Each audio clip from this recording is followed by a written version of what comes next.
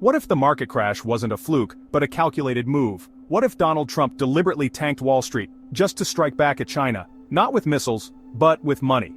Welcome to Critical Coverage, where we don't just report the headlines, we dig into the power plays behind them. Because this isn't just about tariffs, but about control, chaos, and a silent global war no one's admitting to. Let's unpack the firestorm.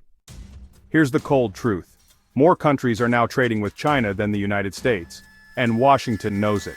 So Trump strikes back, not with diplomacy but with a sledgehammer. A 54% tariff on Chinese goods. China retaliates. Trump fires back, again, with another 54% tariff. Now we're staring down a 104% tariff wall on Chinese imports. China answers with 84% tariffs of their own. This wasn't negotiation, this was economic warfare.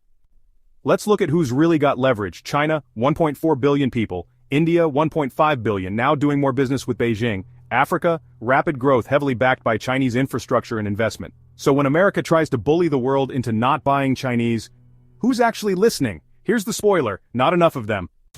3 days. That's how long it took for the US stock market to unravel. Then Trump hit the brakes. A 90-day tariff pause. But only for countries that didn't hit back. China, still under fire.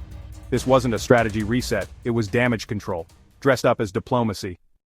Meanwhile, the EU is on its knees but not to Trump. They're begging China not to escalate, not a word to Washington, because everyone knows, once China starts swinging harder, things get messy fast. Let's be real, that $300 Samsung phone?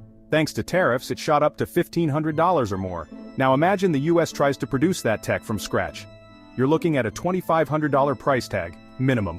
This wasn't about protecting American consumers, it was about flexing in a game we're no longer winning.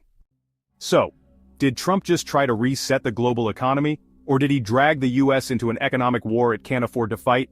One thing's clear, this wasn't a trade dispute, this was a shot at global dominance. And if you follow the money, America might have just shot itself in the foot. This is Critical Coverage, and we don't chase the narrative, we chase the truth behind it. Smash that like button if you're done with the spin, subscribe for raw breakdowns the mainstream won't touch, and drop your thoughts in the comments. Was this economic genius, or geopolitical suicide? Stay sharp, stay skeptical, and never stop asking who really benefits.